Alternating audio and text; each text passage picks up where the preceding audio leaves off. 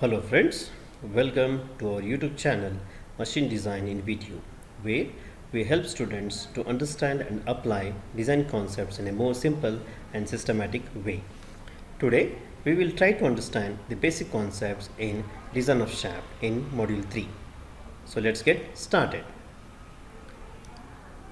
Introduction. Let me introduce the design of shaft with the basic introduction. So what is a shaft? Shaft is a rotating machine element which has a circular cross section.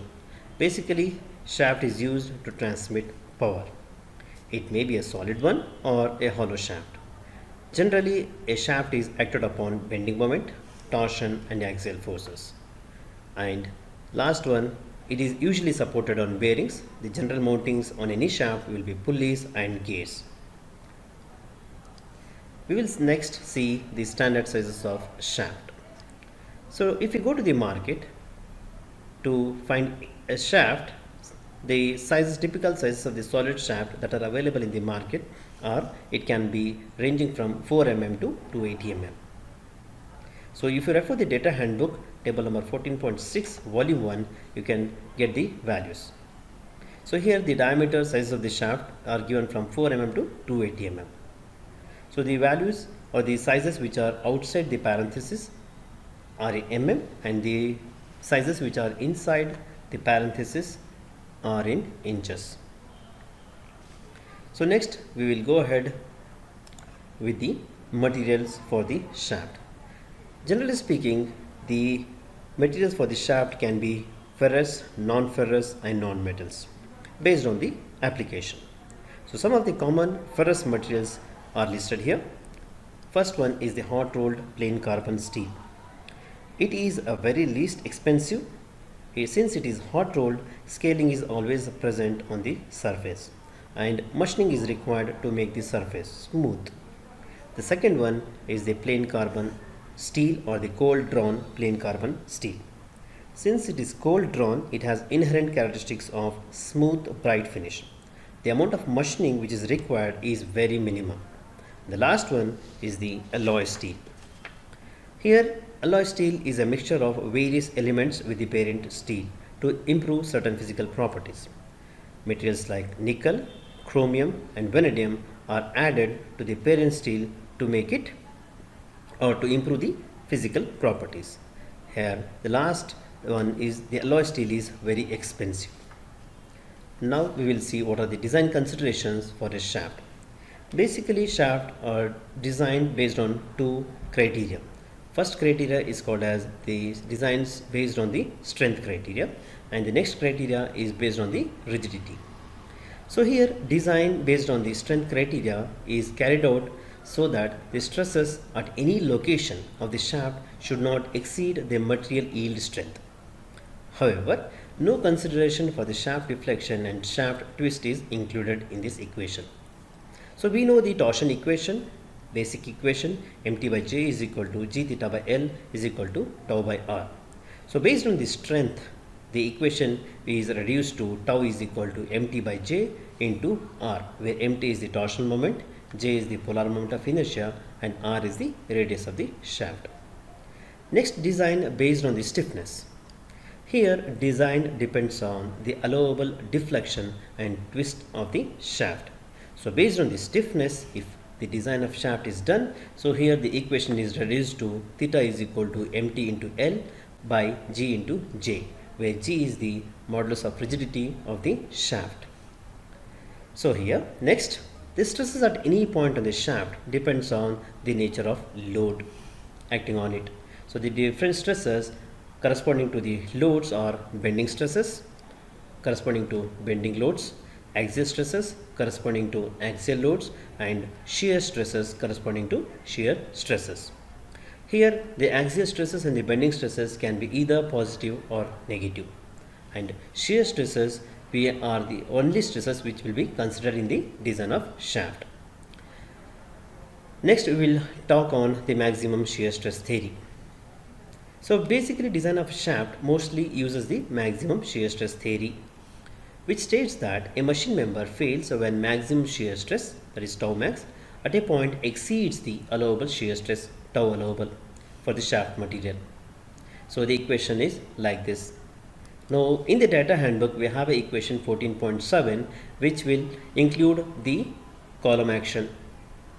So the above equation 14.7 is further standardized for steel shafts in terms of allowable design stress and load factors in ASME design code for shaft.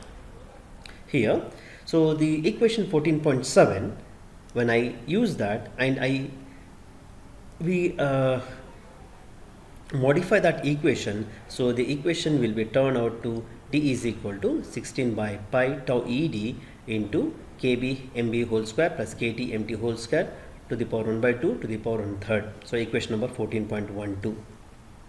So if you open the data handbook 14.2, the table, so here you have the shock and endurance factors, the values for kb and kt, which are to be used in the equation number 14.12. So the nature of loading, it can be on stationary shaft or on the rotating shaft. The nature of loading can be gradual one or the suddenly applied load. So the kb and kt values to be taken from the table number 14.2 volume 1. Next, going ahead, ASME, that is the American Society for Mechanical Engineers, also suggests that about the allowable design stress to be considered for the steel shafting. So these observations or the recommendations are only for the steel shafting. So for the commercial shafts and for the shafts with definite specification. What are commercial shafts? Basically, a commercial shaft is also called as an ordinary shaft. In any market, if you go and you find that it is a commercial shaft or the ordinary shaft. Here, the design equivalent shear stress value is given as 55 Newton per mm square, a standard value for the steel shafts without a keyway. So what is a keyway? Keyway is just a slot used to fix the mountings like a pulley or it can be a gear. And the sigma ED, the design equivalent normal stress, is 110, that is 110 Newton per mm square. So when we use the maximum shear stress theory, we will be using the value tau ED is equal to 55 Newton per mm square. And if we use the maximum normal stress theory, we will be using the value 110 Newton per mm square. So in most of the design cases for the design of a shaft, we will be focusing only on the maximum shear stress theory, that is the equation number 14.12. Now in case if the keyways are present, see these two values, above values, are for the steel shafts without a keyway. Any shaft without a keyway, we will be considering these two values, 55 Newton per mm square and 110 Newton per mm square without the keyways. In case if the keyways are present, then we will reduce the values by 25%. So next, design tau ED value will be 55 into 0.75, then the approximate value is 40 Newton per mm square. So this is value tau ED 40 Newton per mm square is for the steel shaft with a keyway. So that is very important to remember. Next, the second case is for the steel shafts with definite specification. Say for example, I have a steel rod of particular composition like carbon C40. I undergo with the tensile testing, then assume that the sigma y, the yield strength of the material, is 350 Newton per mm square and the ultimate strength value of that is 420 Newton per mm square. So here the design equivalent shear stress value will be 0.3 into sigma y, that is 30% of sigma y. So or next, the tau ED value will be 0.18 into sigma u. So first 0.3 times sigma y and 0.18 times sigma u. So out of these two values, whichever is the minimum value will be the design shear stress value. For instance, here tau ED value 0.3 times sigma y. So in our case, we have taken sigma y's value is 350 Newton per mm square. So the net design equivalent value will be 105 Newton per mm square. And the next case is tau ED value is equal to 0.18 into sigma u. So 0.18 into 420 is 75.6 Newton per mm square. So among these two values, this is the lowest. So therefore, the design equivalent shear stress value will be 75.6 Newton per mm square. And note, very important, So these two above values are for the design of steel shafts without a keyway. In case if the steel shafts has a keyway, then reduce those values by 25%. So the next new design equivalent shear stress value will be 56.7 Newton per mm square. So these are very important from the examination point of view. Next, we will focus on the shaft mountings. So here, as I told you, you have two types of mountings. Basically, it can be a pulley drive system or it can be a gear drive system. So we will consider one by one. Shaft with pulley drive systems. So before dwelling into the topic, we will see a open belt drive system wherein we have two pulleys mounted side by side. So this hatched shaft is the shaft to be designed. Third is, I consider a pulley 1 on the driver shaft and pulley 2 on the driven shaft, and our concern is the shaft pulley 1. So assume that the shaft or the pulley is rotating in the clockwise direction. The portion of the belt which is entering into the driver is called as the tight side, and the portion of the belt which is leaving the driver side is called as the slack side.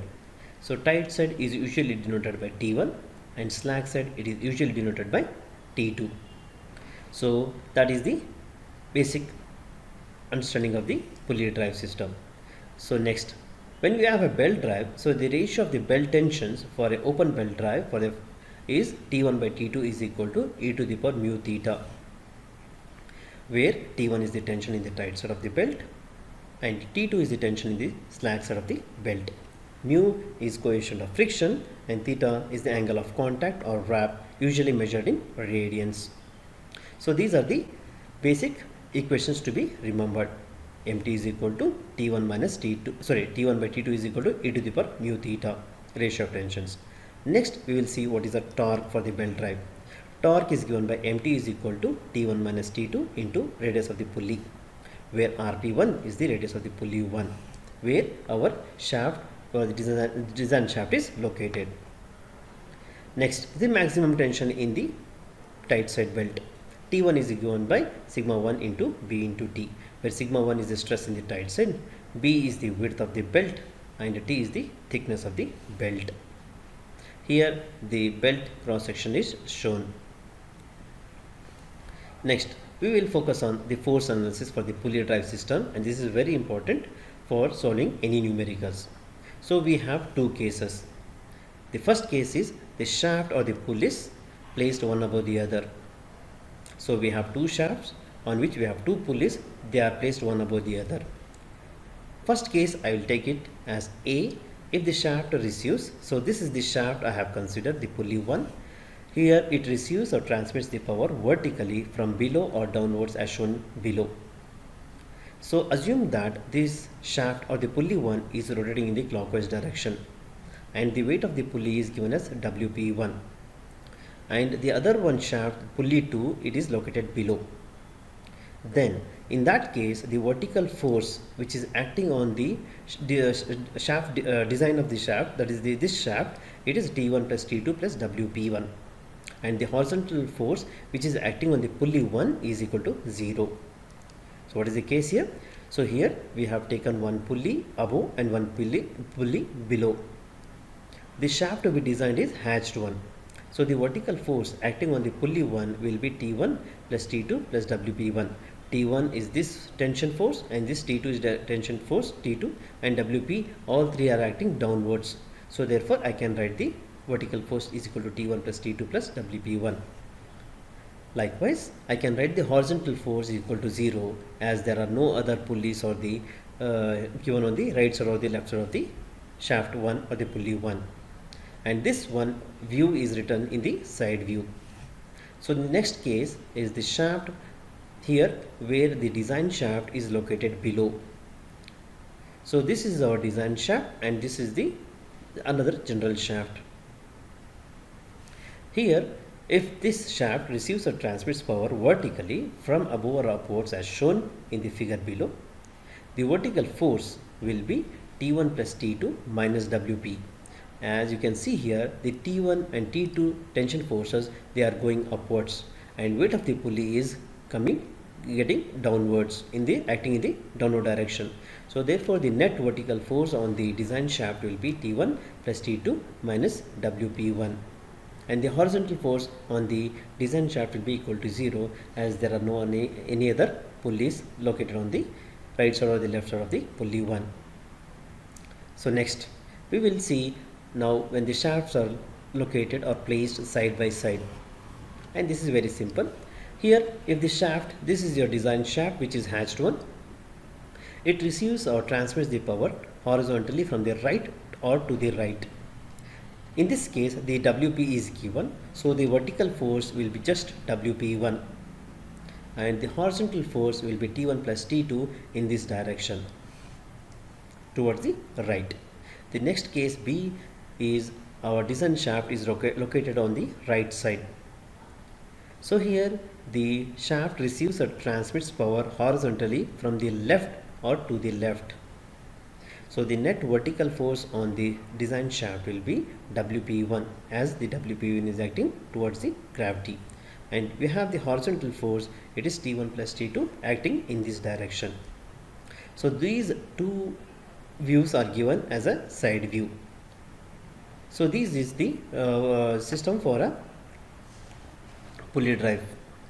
Next we have shaft with the gear drive systems. Here it is very important to note that there are two gears, they are meshing each other, as it is from our diagram we have just separated up with a very small distance, but actually they have to mesh each other. Just to indicate the forces, I have separated them. Now I will consider the pinion or the driver which is rotating in the clockwise direction. The tangential force acting on the pinion 1 due to the gear 2 is the Ft1, which is acting upwards, and the radial force is acting on the design shaft. So the hatched one is the design shaft. Next, if I consider the driven gear, that is the second gear, the tangential force will be in the same direction as the direction of the rotation of the gear, and the radial force will be towards the radius. So here Ft and Fr is nothing but the tangential force and the radial force. Now we'll see the torque equation for a gear drive.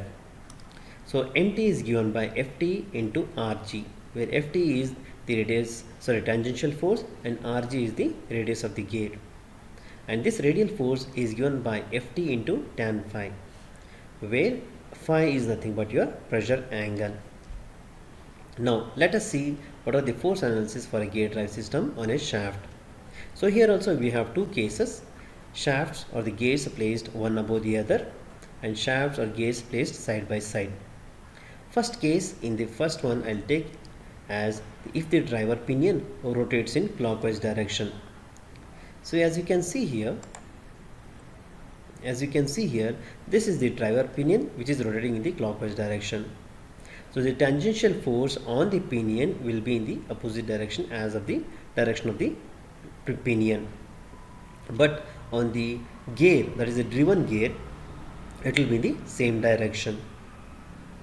So second case B, if the driver pinion rotates in the counterclockwise direction. So here this is the counterclockwise direction, then this tangential force will be opposite to that, Ft on the pinion, and the gear is rotating in the clockwise direction, so the tangential force will be in the same direction. Next we have the last case, the gears are placed side by side. Here same, if the driver pinion rotates in the clockwise direction, the tangential force will act upwards and the radial force towards the center for the pinion, and tangential force will act downwards and radial force to the center for the driven gear. The other case is if the driver pinion rotates in counterclockwise direction.